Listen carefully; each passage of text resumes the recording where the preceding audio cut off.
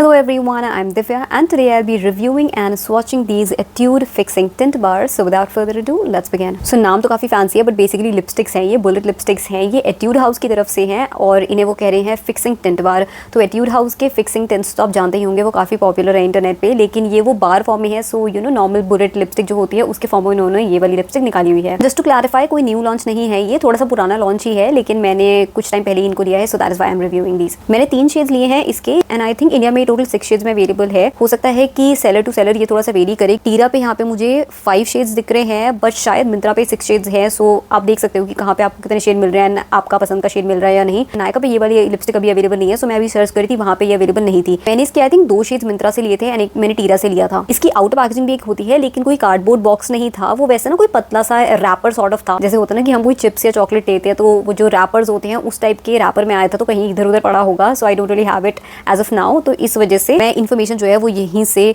पढ़ के बता रही हूँ। टीरा पे मुझे दिख रही है जो इसकी MRP है 1150 रुपीज़, बट डिस्काउंट्स आपको मिल जाएंगे। यहाँ पे भी अभी मुझे इस पे डिस्काउंट दिख रहा है एंड कूपन्स वगैरह के साथ और ज़्यादा आपको लेस हो जाएगा। सो प्राइस इसका वैसे हायर साइड पे है बट डिस्काउंट्स और कूपन्स वगैरह लगा के आपको थोड़ा 600 की रेंज में ये मिल जाएगी। एंड इसमें क्वांटिटी आपको मिल रही है 3.2 ग्राम्स विच इज़ नॉर्मल। जैसे मैंने बताया, मैंने 3 शेड्स लिए हैं, एक तो है 03 मिल्क कैरमल, एक है 04 coral rose and the last one I have 05 mauve pink, जो कि यहाँ मैंने सेंटर्स ऑफ द लिप्स पे लगाया हुआ है। मैं जब भी ये वाले शेड लगाती हूँ ना मॉफ पिंक, तो मुझे काफ़ी सारी क्वेरीज आती है रिगार्डिंग माई लिप शेड, तो इस वजह से आई थॉट कि फटाफट से रिव्यू एंड स्वॉचेस वगैरह दिखा देती हूँ आपको, बिकॉज आप लोग बार बार पूछते रहते हो। एंड मैंने ये सिर्फ सेंटर्स में लगाया, बाय द वे आउटसाइड पे कुछ और मैंने लगाया है, सो डिटेल्स भी मैं आपको बता दूंगी। पहले मैं इसको खोल के दिखा देती हूँ कि ये कैसी है। सो इस तरीके की पैकेजिंग में आती है, तो पैकेजिंग तो सुंदर ही दिखाई देती है, लेकिन कलर कोऑर्डिनेटेड नहीं है। स्टिकर यहाँ पे ऊपर लगा हुआ होगा वो कलर कोऑर्डिनेटेड है, सो उससे आपको थोड़ा आइडिया लग जाएगा शेड का, लेकिन एक्चुअल पैकेजिंग कलर कोऑर्डिनेटेड नहीं है।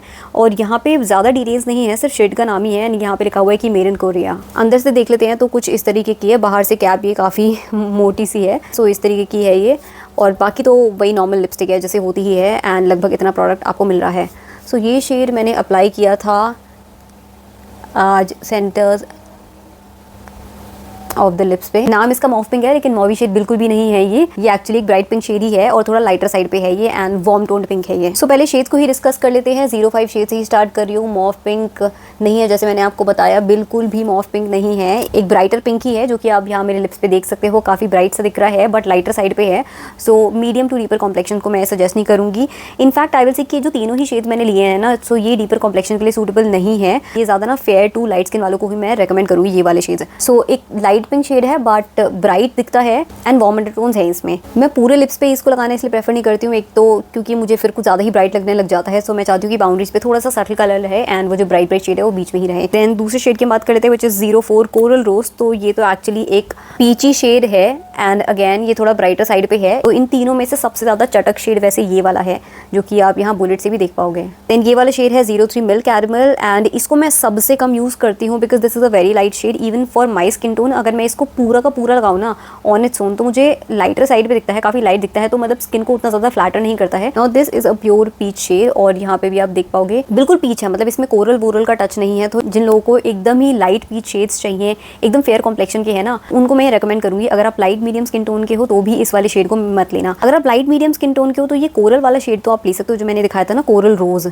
ये वाला आप ले सकते हो, लेकिन ये मिल्क कैरमल मत लेना बिकॉज लाइटर साइड पे है काफ़ी। सो पेयर अप करके आप इसको लगा सकते हो कि अगर आपको कोई लिप कॉम्बो बनाना है, लिप लाइनर के साथ आपको एक लाइटर शेड लगाना है तो फिर ले सकते हो। And this is a purely peach shade, इसमें कोई कोरल हिंट्स नहीं है या फिर कोई भी पिंक के हिंट्स नहीं है। So it will not give you that pop on your face. अब बात कर लेते हैं हम फॉर्मूला की। सो सबसे पहले तो मैट फिनिश आपको देगा, ठीक है, ये वो सेमी मैट टाइप का नहीं है या फिर ग्लोई फिनिश नहीं है, एक मैट फिनिश ही ये आपको लिपस्टिक देती है। ट्रांसफर ही कितना करती है एक बार देख लेते हैं।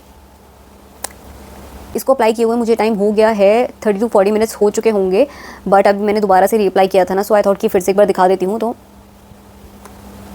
यहाँ पे आप देख सकते हो कि हल्का सा ही ट्रांसफ़र हुआ है। सो ट्रांसफ़र करती है ये लिपस्टिक, मैं ऐसा नहीं कहूँगी कि ये कम्प्लीटली ट्रांसफ़र प्रूफ है, ट्रांसफ़र करेगी लेकिन बहुत ही हल्का सा ट्रांसफ़र होता है। तो मुझे ये चीज़ अच्छी लगती है कि ठीक है ट्रांसफ़र करिए, मुझे उससे इतनी ज़्यादा प्रॉब्लम नहीं है, बट भर भर के ट्रांसफ़र ना करें। हल्की सी इसमें ट्रांसफरेज होती है which is completely okay and fine with me. जहाँ तक स्मज प्रूफ की बात करें तो ये स्मज प्रूफ नहीं है, स्मज हो जाती है ये वाली लिपस्टिक्स एंड जब मैंने स्वॉचेस करे थे वो मैं यहाँ पे क्लिप इंसर्ट कर दूँगी, उसमें भी ये चीज़ आप देख पाओगे। कंफर्ट की बात करें तो these are very very comfortable on the lips and ये एक और रीज़न है कि मैं इसको क्यों अप्लाई करती हूँ, बिकॉज बहुत ही कंफर्टेबल फील होती है लिप्स पे। ये ड्राइंग नहीं लगती है मुझे, तो इसलिए मैं कई बार इसको यूज़ करती रहती हूँ। I do really like to apply this lipstick lipstick because बहुत ही कंफर्टेबल फील होती है even after being matte and not transferring that much, which is a good thing. Pigmentation की बात करें तो आई विल से कि it is not very very pigmented, ठीक है, ज़्यादा ओपेक नहीं है ये पिगमेंटेशन। मैं इसकी थोड़ी एवरेज ही रखूँगी, आपको इसको बिल्डअप करना पड़ता है कलर को, सो पिगमेंटेशन में थोड़ा लैक करती है ये। और अब एक पॉइंट डिस्कस कर लेते हैं जिसके बारे में मैंने कहीं भी यूट्यूबर से नहीं सुना था and I was quite disappointed कि मुझे ये चीज़ पहले नहीं पता थी। खुद अप्लाई करने के बाद एंड खरीदने के बाद मुझे ये चीज़ फील हुई, वो ये है कि these lipsticks do look patchy. ये ना एक आपको इवन एप्लीकेशन नहीं दिख रही है, पैची दिखती है लिप्स पे।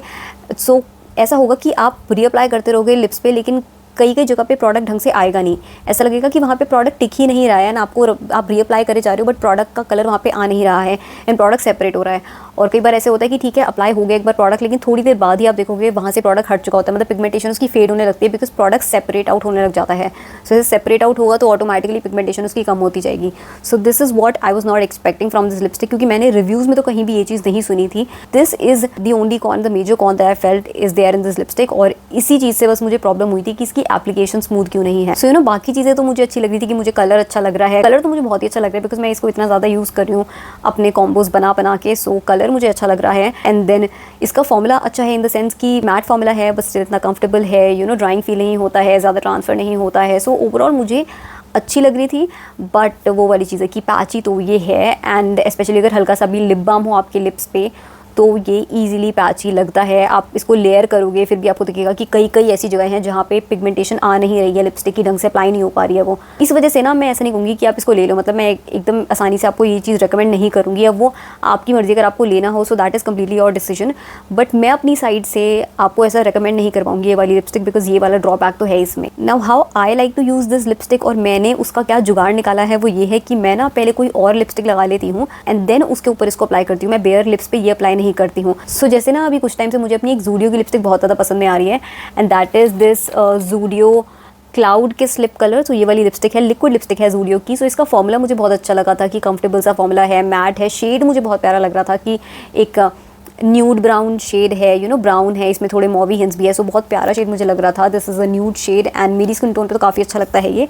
सो मैं क्या करती हूँ कि वो वाली लिपस्टिक अपने पूरे लिप्स पे लगा लेती हूँ and concentrating it mainly towards the outer parts, जहाँ बाउंड्रीज है ना लिप्स की, तो वहाँ पे मैं उसको ज़्यादा कॉन्सेंट्रेट करती हूँ and centres of the lips पे ये है कि उतना ज़्यादा अप्लाई नहीं करती प्रोडक्ट, ठीक है। एंड फिर मैं क्या करती हूँ कि जब वो थोड़ा सा ड्राई आउट हो जाती है ना वो वाली लिपस्टिक, तो उसके बाद फिर सेंटर्स ऑफ द लिप्स पे ये वाली लिपस्टिक अप्लाई करती हूँ। तो इससे क्या होता है कि जब मैं उस लिपस्टिक के ऊपर फिर इसको अप्लाई करती हूँ ना तो वैसी पैची नहीं दिखती है और ईजिली उसका कलर शो अप भी होने लग जाता है। मतलब मेरे को बहुत ज़्यादा ना लेयरिंग नहीं करनी पड़ती इसके साथ एंड पैचीनेस वाली इशू तो सॉल्व हो ही जाता है। सो इस वजह से मैं कॉम्बो को काफ़ी यूज़ करी हूँ बिकॉज जो मैं वो कह रही थी ना वो पैचीनेस वाली चीज़ है वो रिजॉल्व हो जाती है और ये कॉम्बो इतना अच्छा बन जाता है ना कि लिप्स की बाउंड्रीज पे हल्का सा ऐसा फेडेड सा कलर है, एक थोड़ा ऐसा न्यूड सा कलर है।